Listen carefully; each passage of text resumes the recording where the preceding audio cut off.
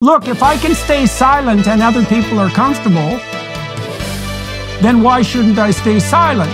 The backbone of any society is the family.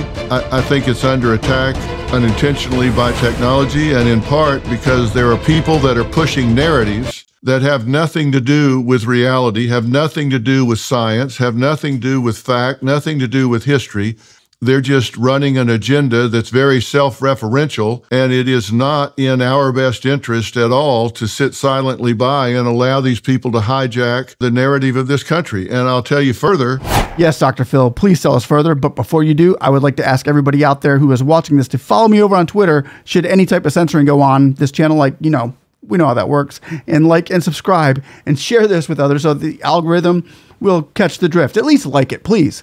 Who doesn't like wisdom and understanding? I mean, like legitimate wisdom and understanding, educated minds that haven't wavered into a delusional world of fake ideology. So we choose to listen to those who have stayed within the lanes of logic, truth, and common sense, and, you know, to keep the sanity at the forefront. Yeah, that's who I want to listen to. Those great minds that have kept that stability in the forefront. How about you? So here we have two of the most well-known and most influential psychologists of our time and psychological counselors of our time debating the transgender agenda and the complicit administration's, both government and board psychology's, narrative that wants to push it on the world. Instead of staying in their lane and literally fixing the problems and finding solutions to fix the problems as they're trained to do. So here's Dr. Phil and Jordan Peterson. Ladies and gentlemen, grab a drink, watch it throughout, and give us your take on this as we thrive right here on this channel. We thrive on the dialogue and dialect of this community, bringing forth their opinions and understanding on the issues as well. Let's take a listen. And when I look at what's going on in this country, I think that the backbone of any society is the family. I think that's the strength of any society. And when I say it's under attack, I think it's under attack in part unintentionally by technology, and in part because there are people that are pushing narratives in current society that have nothing to do with reality, have nothing to do with science, have nothing to do with fact, nothing to do with history. They're just running an agenda that's very self-referential, and it is not in our best interest at all to sit silently by and allow these people to hijack what's going on, the narrative of this country. And I'll tell you further that I believe that if we don't speak up, I call it the tyranny of the fringe. I think if we don't speak up, they're going to hijack and start taking over. They're going to take over language. They're going to take over priorities and how those priorities are pursued. And I hear them talking about things that I think could absolutely undermine society, like this equality of outcome concept. To me, I can't think of anything more destructive to a society than teaching everybody that we're going to work towards an equality of outcome. That's been tried. We've got 100,000 corpses to prove that doesn't work. And so I think that we've been just the same in America and in Canada. It's been built on a meritocracy where hard work was rewarded, talent was rewarded, added value was rewarded. And now all of a sudden we're violating some of the most fundamental principles of the psychology, like just simply don't reward bad behavior. Don't support things you don't want to see more of. I mean, this is Psych 101. Ladies and gentlemen, isn't it kind of sad and disappointing, disheartening maybe, in a way that you have to have, we don't have to have, but we do have world-renowned psychologists telling us what we already knew, what we already know, what even the most youngest child knows to be true, that we have to literally sometimes lean on them to say, hey, can you tell Congress or can you tell our government this to make sure we're, you know, haven't gone crazy? And that they're even telling governments, look, leaders out there, the most presidents of the world, presidents of the United States in particular, and France and Canada, you guys are going crazy with this nonsense you're trying to push on your people and the world. So it just throws me that we've come to this, that we're even having this conversation, and it's 2024. So I don't know. Maybe that's just my opinion. Let me know what you think. But it seems like people skip that course. It seems like those that are trying to run some of these agendas don't understand that you have to have an insight into how people are motivated, what gets them passionate, what gets them moving forward. And when I see these things happening, I say, well, somebody's got to step up and call this out for what it is, which is lunacy. And but people are 3 times as unwilling to speak up now as they were in 1950. I mean, the number of people unwilling to take the risk has tripled since 1950. Look, if I can stay silent and other people are comfortable, then why shouldn't I stay silent? Well, we've got to start getting people to verify their thoughts. You've got to deal with facts and reality. And people that are rejecting science, saying biology just doesn't apply. We're going to decide that we're changing all that. There aren't men and women. We're going to change all that. Well, I'm sorry. You don't get to just decide that. Yeah, I guess you can decide that for yourself, but you're certainly not going to decide it for me. And if you're pushing that agenda, that's where you can't stay silent so others remain comfortable. You just can't let them run roughshod over you and everybody else with that agenda, just so they don't get upset with you for saying, no, sorry, I'm not going to let you rewrite biology for me and my family. You're called upon to make your opinion known. You're called upon to say something.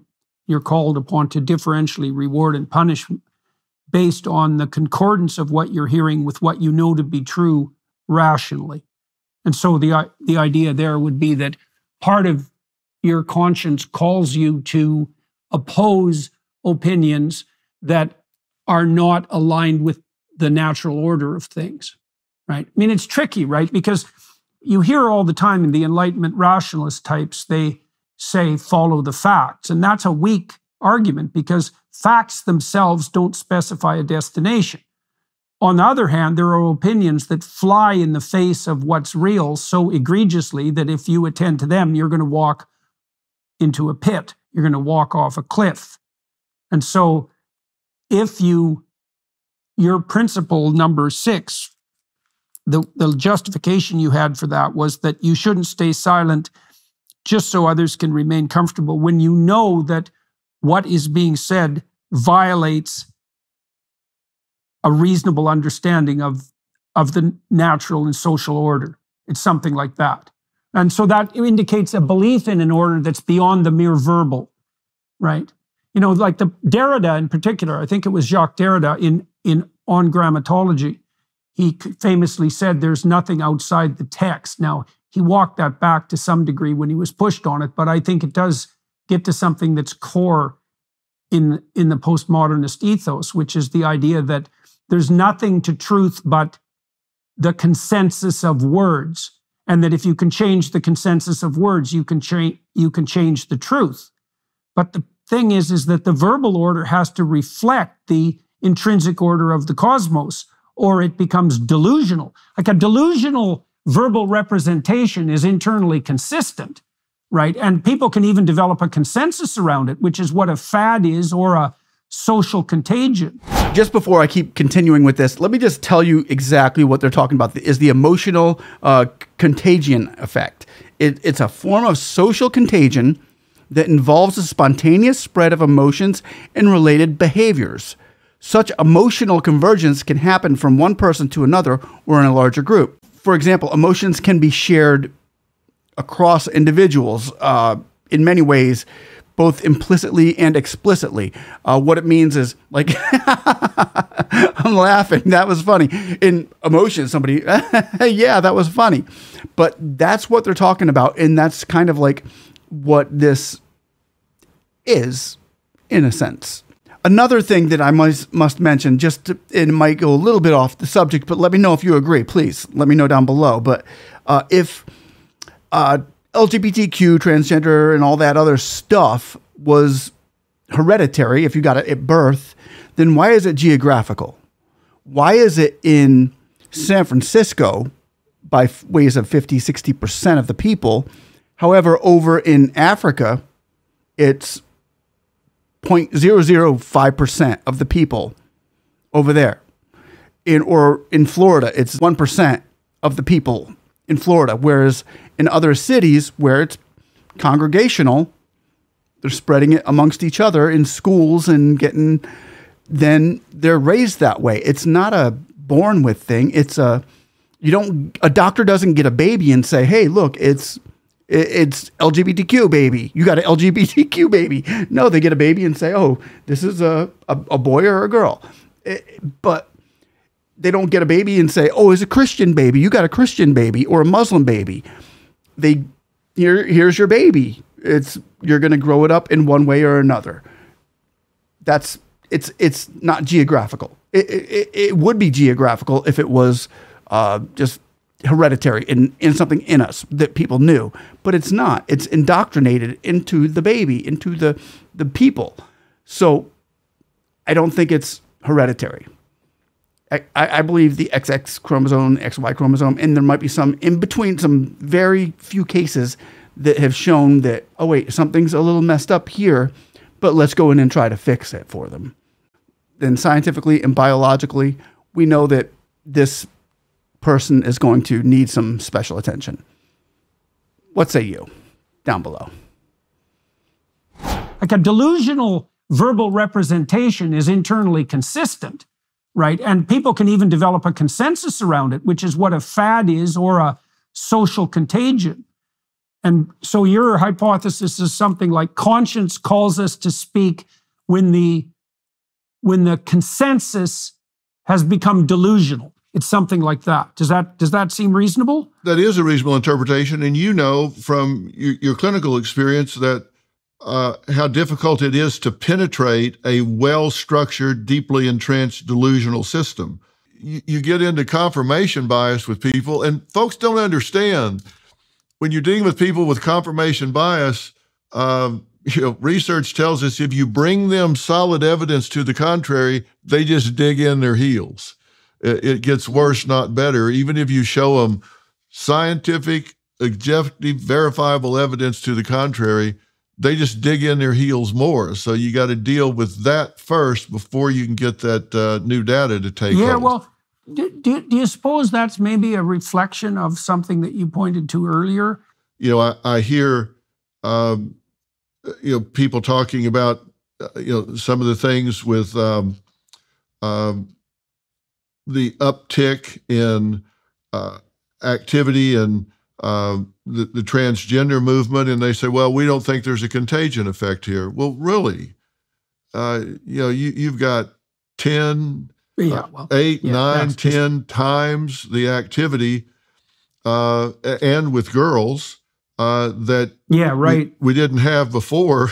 I mean, it was typically boys, not girls. Now girls outstrip the boys like, 1,100%, and I'm saying that by recall, so I'm not offering that as fact, but certainly by a big number. And they said, but we don't think it's a contagion effect. Well, of course it is. It's got to be contagion effect. People are seeing it. They can say, well, they just feel more free to come out about it. Well, it's the that's such rubbish.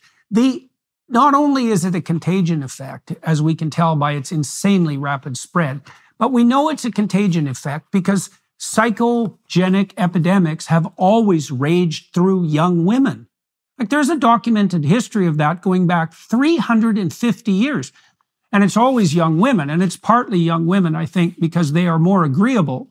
But it's also partly young women because they hit puberty earlier and have to wrestle with its relatively dramatic psychological consequences at a slightly less developed, at a slightly earlier age. And that makes a real difference. And so the fact that you're pointing to the contagion of the trans phenomena among not its typical sufferers, who, as you pointed out, historically were male, but young women, is clear evidence to anyone who isn't purposefully stuffing up their ears and blinding their eyes that this is a social epidemic. And I'm so embarrassed to be a member, really, of the psychological community at this point, Dr. Phil, because this epidemic has revealed a cowardice among my peers that I would have never believed possible.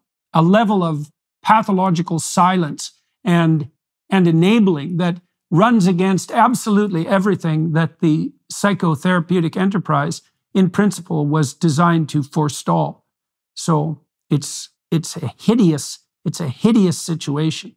Well, we've seen it's more than just silence, I'm afraid, because we've seen the American Psychological Association, the American Psychiatric Association, the American Medical Association, the Academy of Endocrinology, on and on, that have all signed off on it. And right, they're complicit, not just silent. Yeah, and I've never seen anything else where these organizations or professions had less evidence that something didn't cause long-term harm before they signed off on it, ever. Ever, right. I agree. So yeah. I don't get it, and I don't think history's going to be kind. Well, how do they answer? It's easy to romanticize go ahead. How do they answer this question? How does that individual, if they have a mental illness to this level that they want to die, how does that person give informed consent if they're incapacitated to the point with a mental illness that they want to die? How do they give informed consent? Oh, yeah. You and your logic. Look, man, how does a 13-year-old give consent for a double mastectomy? We're already way past that. We've blown out the necessity for informed consent long ago, and that'll provide absolutely no barrier whatsoever to the people who are pushing the MAID agenda in Canada. Like Dr. Phil, that question won't. Well, everybody, I just want to say thank you all for watching. Please, I hope you enjoyed the Jordan Peterson and Dr. Phil debate and information that they have brought forward on the transgender agenda. We're going to continue speaking our minds and speaking this out and getting it into the world that this is wrong in many levels to push this agenda on people. So I just want to say thanks again for watching. One love, no matter what. Look, psychiatrists and psychologists out there, respectfully, we fight in the natural and we fight in the supernatural. But when you want to put your supernatural, get God's super on your natural, become that supernatural being, that's where the problems begin getting fixed. And it's all by Him, by God. Him alone can fix these problems. Jesus Christ is the answer. That's my take. That's as far as my psychiatry goes. And that's where I stand with me and my family. And I just want to say, we love you all out there. We're praying for you. And I want to thank you for watching once again. You guys have a blessed day. See you on the next one. Bye-bye.